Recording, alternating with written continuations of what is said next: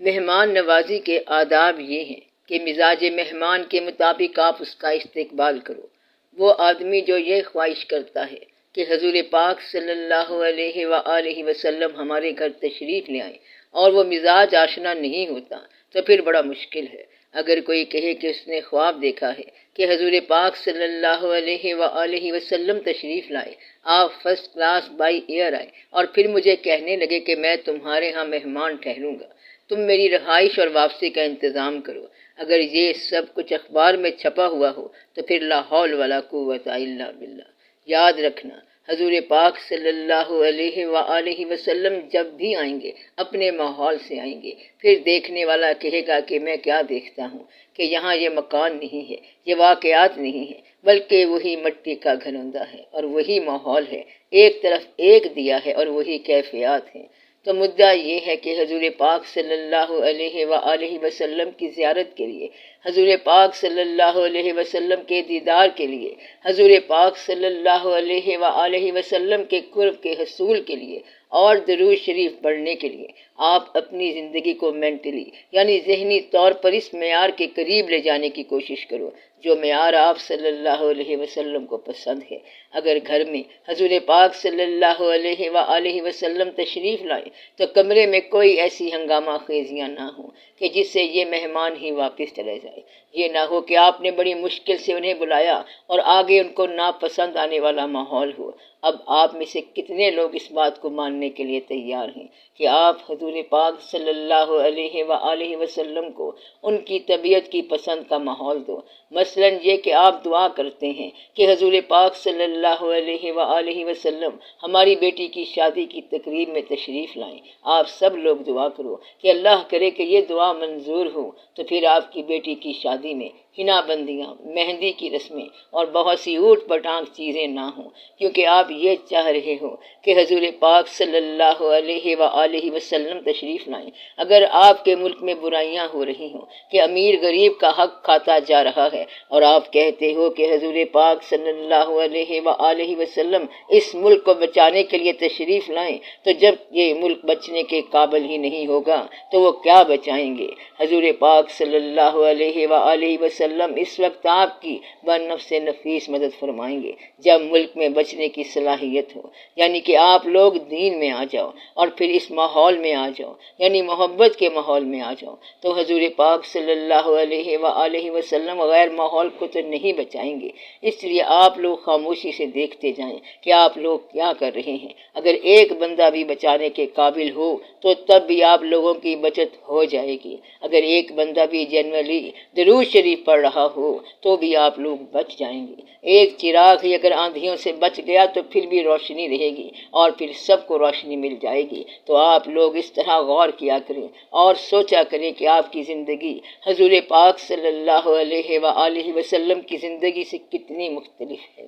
حضور پاک صلی اللہ علیہ وآلہ وسلم کے گھر میں جو ادب آپ صلی اللہ علیہ وسلم کی ازواج مطہرات رضی اللہ تعالی عنہ کر رہی ہیں، وہ کیسا ماحول تھا۔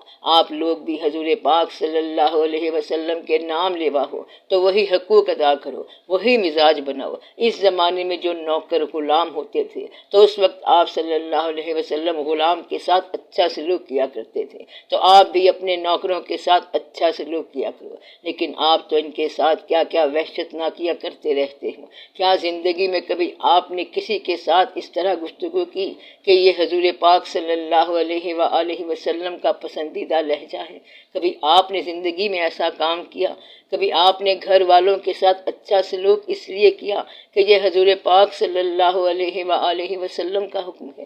کبھی آپ نے پاکیزگی نیت کی؟ لیکن کبھی تو آپ نے کیا کیا اور کبھی آپ نے کچھ اور کیا، تو پھر وہ کیفیت آپ کہاں سے لاؤ گے؟ کہنے کا مقصد یہ ہے کہ خدا نخواستہ آپ کا رزق بھی صحیح نہ ہو اور دین کے لیے قربانیاں بھی کم ہو، دین کے اندر آپ کی کنٹریبیوشن بھی کم ہو، آپ کے اندر دین کے رجوعات بھی کم ہوں، تو خالی درود شریف سے تو پھر کوئی بات نہ بنی۔ پھر بے شک آپ بیٹھے بیٹھے درود شریف پڑھتے جاؤ اور ہزاروں بلکہ لاکھوں کی تعداد میں پڑھ جاؤ، تو یہاں گنتی کی بات ہی نہیں ہے، بلکہ یہاں رجوع کی بات ہے، بس صرف رجوع کی بات ہے۔ آج کل ربیع الاول کے اچھے دن آئے ہوئے ہیں، یہ اہل ایمان کے لیے مبارک دن ہے، تو آپ لوگوں کو میں اجازت بھی دیتا ہوں اور حکم بھی دیتا ہوں کہ آپ لوگ رات کو بیٹھیں، باوضو ہو کر بیٹھیں اور درود شریف پڑھیں۔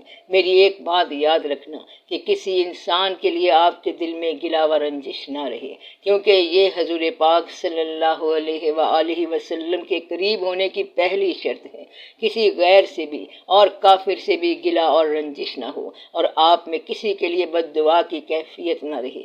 یہ نہ کہنا کہ کتا رات کو بھونکتا رہتا ہے، اسے چپ کرا دیں۔ یہ تو آپ کو پتہ ہی ہے کہ میں نے کہا تھا کہ سور اگر زخمی ہو تو اس کی مرہم پٹی کر دو، لیکن اس کا گوشت نہ کھاؤ، کیونکہ یہ اللہ کا حکم ہے۔ اور اگر سور کو مارنے کا حکم ہوتا تو اللہ تعالیٰ فرما دیتے کہ جہاں سور دیکھو تو اس کو مار دو، لیکن اللہ نے ایسا حکم نہیں دیا ہے۔ اگر اللہ تعالیٰ مسلمانوں کو اجازت دے دیتا تو یہ سور کو نابود کر دیتے۔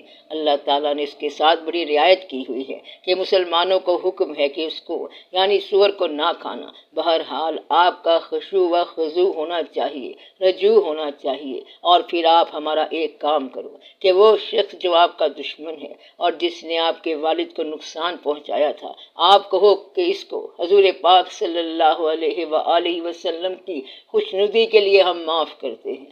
وہ کام ہم حضور پاک صلی اللہ علیہ وآلہ وسلم کی خوشنودی کے لیے چھوڑتے ہیں، یہ کام حضور پاک صلی اللہ علیہ وسلم کی خوشنودی کے لیے ہم شروع کرتے ہیں، اس بندے کو چھوڑتے ہیں، اس کام میں حضور پاک صلی اللہ علیہ وسلم کی خوشنودی کے لیے تعاون کرتے ہیں، اور اس بندے کی مدد حضور پاک صلی اللہ علیہ وآلہ وسلم کی خوشنودی کے لیے کرتے ہیں۔ آپ کوئی کام حضور پاک صلی اللہ علیہ وآلہ وسلم کی خوشنودی کے لیے کرو، خالی درود شریف پڑھنے سے کیا حاصل ہوگا؟ اگر کچھ لوگ یا علی کرتے جا رہے ہیں اور حضرت علی علیہ السلام رضی اللہ تعالیٰ عنہ تشریف لائیں اور پوچھیں کہ کیا بات ہے، تو وہ کہیں گے کہ یا علی جانے اور یا علی کہتے چلے جا رہے ہیں۔ اس آدمی کو علی رضی اللہ تعالیٰ عنہ خود بلا رہے ہیں، اور یا علی علیہ السلام تشریف لے آئے اور وہ کہتا جا رہا ہے کہ یا علی، تو آپ ایک ایسی کہانی سن لو، پھر آپ کو اس کی سمجھ آ جائے گی۔ ایک شخص کو ایک درویش نے بتایا کہ دریا کے کنارے جو سنگ ریزے ہیں، یہ چھوٹی چھوٹی پتھریاں کنکریاں ہیں، ان میں پارس ہے، آپ اس کو تلاش کرو۔ اس نے پوچھا کہ پارس کسے کہتے ہیں؟ کہتا ہے کہ پارس اسے کہتے ہیں کہ وہ اگر آپ لوہے کو لگا دو تو وہ سونا ہو جاتا ہے۔ تو وہ کہتا ہے کہ یہ تو بہت ہی اچھی بات ہے، اب تک ہم کیا کرتے رہے ہیں، وقت ہی ضائع کرتے رہے ہیں۔ اس نے کہا چاہے 10 سال لگ جائیں، لیکن اگر اتنی بڑی چیز مل گئی تو کیریئر بن جائے گا۔ پھر اس نے ہاتھ میں ایک لوہے کی انگوٹھی رکھ لی، ایک کنکری اٹھاتا، اس کو انگوٹھی سے لگاتا اور پھر پھینک دیتا۔ 6 مہینے یا سال کے بعد اس کا یہ عمل آٹومیٹک ہو گیا کہ کنکری کو اٹھایا، انگوٹھی سے لگایا اور پھر پھینک دیا۔ پھر ایک دن اس نے دیکھا تو وہ انگوٹھی سونا ہوئی پڑی تھی۔ اس کی روٹین بن گئی تھی کہ کسی سنگریزے کو اٹھایا، لگایا اور پھینک دیا، اور جب پارس آیا تو اسے بھی لگایا اور پھینک دیا۔ تو اس طرح پارس نہیں ملتا۔ بات کہنے کا مقصد یہ ہے کہ آپ لوگوں کی چھوڑنے کی ایسی عادت ہے کہ اگر حق آیا تب بھی اسے چھوڑ دیا۔ وہ وقت آیا لیکن آپ نے اس کو بھی اسی طرح نکال دیا جیسے پہلے نکالتے تھے۔ آپ کے پاس خزانہ آیا، آپ کے پاس دولت آئی، آپ کے پاس موقع آیا، لیکن اس موقع کو بھی آپ نے ویسے ہی گنوا دیا جیسے پہلے موقع گنواتے تھے۔ آپ بات کو سمجھ رہے ہیں؟ مقصد یہ ہے کہ آپ لوگ کبھی نہ کبھی تو انسان بن جایا کرو۔ آج فیصلہ کر لیا جائے کہ آپ لوگ حضور پاک صلی اللہ علیہ وآلہ وسلم کے نام کی زندگی گزاریں گے، بلکہ یہ کہو کہ ہم اپنی زندگی اس محبت کے لیے وقف کرتے ہیں، اور آپ صلی اللہ علیہ وسلم کے نام کی زندگی گزارو گے، اور آپ صلی اللہ علیہ وآلہ وسلم کے نام کی اورینٹیشن کریں گے۔ اپنے تعلقات کو حضور پاک صلی اللہ علیہ وسلم کے نام پر ڈھال دو، اپنے غصے کو آپ صلی اللہ علیہ وسلم کے نام پر قربان کر دو، اور اپنی طرز حیات کو آپ صلی اللہ علیہ وسلم کے نام پر قربان کر دو۔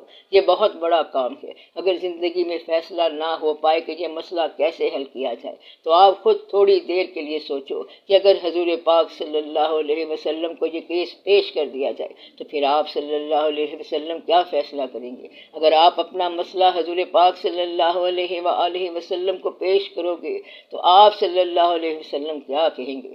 آپ صلی اللہ علیہ وسلم یہ فرمائیں گے کہ اسے چھوڑ دو، انہوں نے تو کافروں کو چھوڑ دیا تھا کہ یہ مسلمان نہیں ہوئے تو ان کی اولاد ہی مسلمان ہو جائے گی۔ اس لیے اپنی برادریوں میں، بھائی چاروں میں، لینے دینے میں آپ لوگوں کو چھوڑنے کا عمل شروع کر دیں۔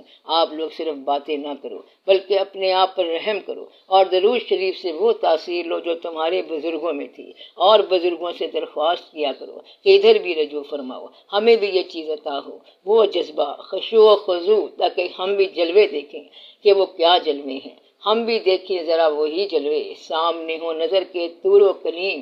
تو وہ جلوہ کیا تھا جو حضرت موسیٰ علیہ السلام نے اللہ سے مانگا تھا؟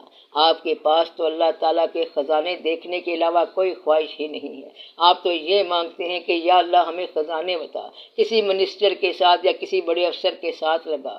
آپ لوگ خود ہی اذیت کی زندگی مانگتے ہیں، تو آپ اللہ سے وہ چیز مانگے جو اللہ اپنے پاس بیسٹ رکھتا ہے۔ اللہ تعالیٰ نے کسی جگہ قرآن پاک میں مسلمانوں پر احسان نہیں جتلایا، لیکن ایک جگہ پر اللہ تعالیٰ نے اپنا احسان جتا دیا کہ میں نے تمہارے اندر پیغمبر صلی اللہ علیہ وسلم کو بھیجا، میں نے تمہارے اندر اپنا نبی صلی اللہ علیہ وآلہ وسلم بھیجا، اور یہ اللہ نے برملا کہا۔ حالانکہ یہ بھی کہہ سکتا تھا کہ میں نے تمہیں آنکھیں دی ہیں، یہ دیا ہے، وہ دیا ہے، لیکن اللہ نے یہ احسان نہیں جتلایا، بلکہ اللہ پاک نے یہ کہا ہے کہ میرا تم مومنوں پر احسان ہے کہ فیہم، تم میں سے رسول صلی اللہ علیہ وآلہ وسلم بھیجا۔ تو یہ بات جو ہے بڑی خاص بات ہے، آپ اس پر غور کرو۔